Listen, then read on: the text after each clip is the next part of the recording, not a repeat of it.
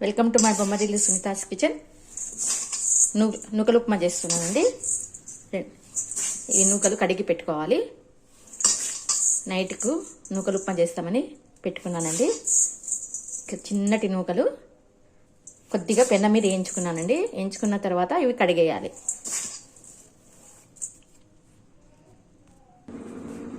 కడిగి పెట్టుకున్నాను కదండి. కడిగి పెట్టుకున్నాక కుక్కర్లో ఉడకబెట్టేస్తాను.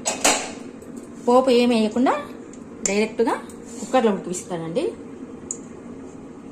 డైరెక్ట్గా కుక్కర్లో వేసేసి ఉడికిస్తాను. నేను పోపు అనేది వేరే దానిలో పెన్నంలో పోపు వేసుకొని ఇది అయిన తర్వాత మళ్ళీ మీకు చూపిస్తాను. కుక్కర్లో 2 గ్లాసులకు 3.5 గ్లాసు వాటర్ వేసినానండి. 1కి 2 అంటే 1కి 1 బావులాగా 2.5 గ్లాస్ పోసినాను. ఎక్కువ నూకలకి 1కి 2 వేయకూడదండి. పొడి పొడిగా రావాలి నూకలు ఉప్మా అంటే.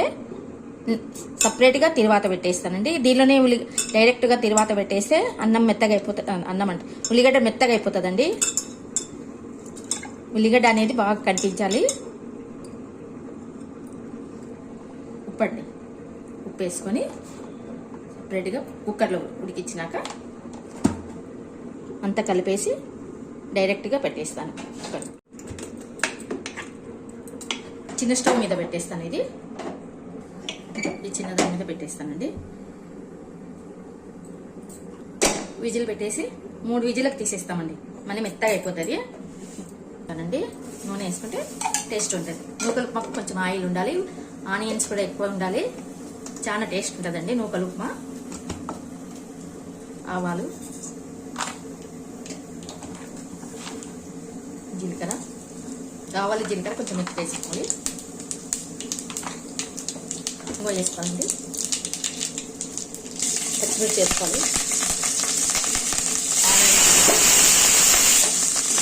ఆనియన్స్ ఎక్కువ ఉండాలండి.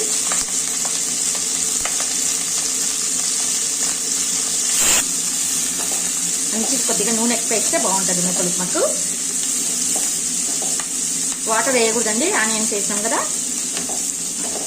ఇది సన్నటి మూత పెట్టేసి ఆవిరి పడి అదే మెత్తగా అవుతుంది ఆనియన్.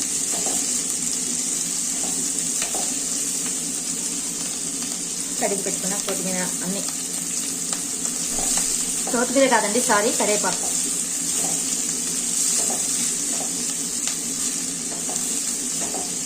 కరివేపాకు కూడా అన్ని కడిగి పెట్టేసుకున్నాను. పచ్చిమిర్చి, ఆనియన్ ఎంత ఎక్కువ ఉంటే అంత టేస్ట్ ఉంటుంది నూకలు ఉప్మా. కొంచెం ఆయిల్ కూడా ఎక్కువ వేసుకుంటే, ఎప్పుడైనా డైరెక్ట్గా చేస్తే ఉల్లిగడ్డ మెత్తగా అయిపోతే టేస్ట్ ఉండదండి. పోపు వేసి డైరెక్ట్గా వేస్తారు కదా. ఆనియన్ మూత పెట్టేస్తే లో ఫ్లేమ్ తక్కువ చేసుకొని మీడియం పెట్టుకొని ఈ ఆవిరితోనే ఆనియన్ అనేది బాగా ఉడికిపోవాలి. వాటర్ వేయకూడదండి. ఆనియన్ అనేది నూనెలోనే ఎగితే టేస్ట్ వస్తుంది. కలుపుతానండి.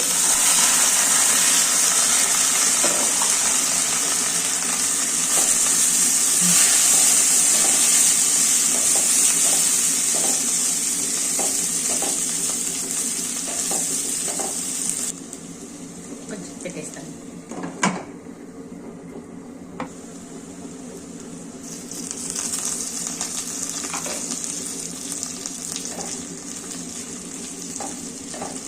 ఇట్లన్నీ అంతా దగ్గర కనేస్తే ఉల్లిగడ్డ స్టవ్ ఆపేసినానండి. చూడండి, ఇది కుక్కర్లో వేసినాం కదా. ఈ రైస్ను దీనిలో వేసేస్తానండి. ఉప్పు వేసినాం, అన్నీ వేసినాము, దీనిలో వేసేస్తాను.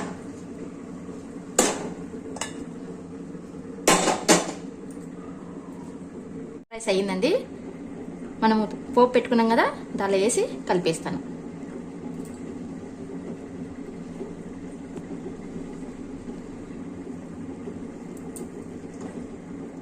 కలుపుకోవాలండి.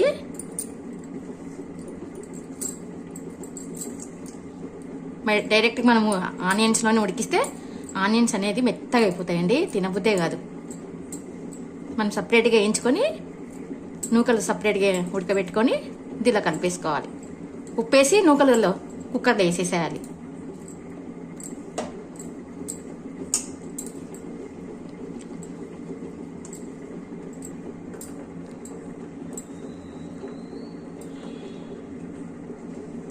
చూడండి ఎంతెంత పొడిగా పొడిగా వచ్చింది కదా. చూడండి ఎంతెంత పొడిగా వచ్చిందో.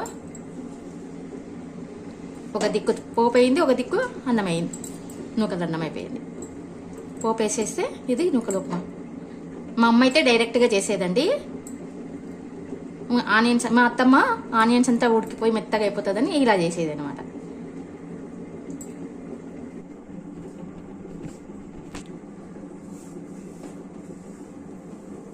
మళ్ళీ ఒకసారి కలుపుతానండి. చూడండి ఎంత బాగుంది కదా.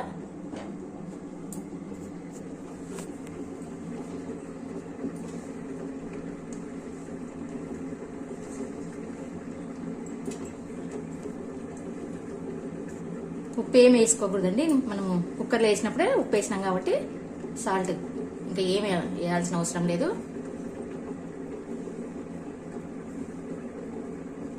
దీనికి అవిసెల పొడి బాగుంటుందండి. నూకల ఉప్మాకు అవిసె పొడి టేస్ట్ బాగుంటుంది.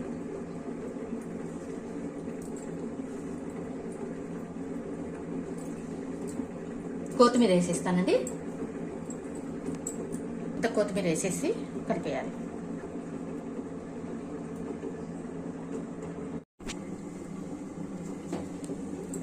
ఇంకా చివరిగా ఒక్కసారి కలిపి స్టవ్ బంద్ చేస్తానండి.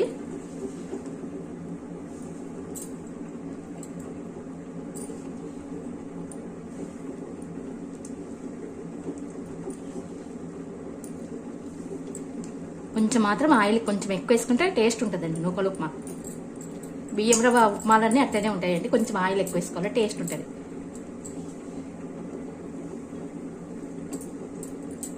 స్టవ్ బంద్ చేస్తాను. అవిసె పొడి బాగుంటుందండి. నూకల ఉప్మాకు అవిసె పొడి చాలా టేస్ట్ ఉంటుంది.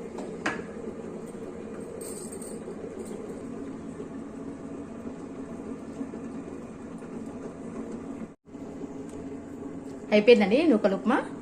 నూకల ఉప్మా అవిసె పొడి అండి. ఇది అవిసె పొడి ఫ్లెక్స్ సీడ్స్ అంటే అవిసెలే కదా అనుకుంటున్నా. ఫ్లెక్స్ సీడ్స్తో పొడి చేసినానండి.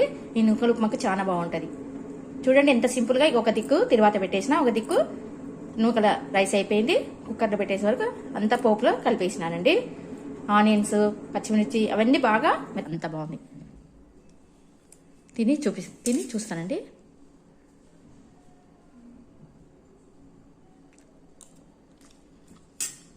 సరిగిపోయిందండి. సూపర్ ఉందండి. ఉప్పు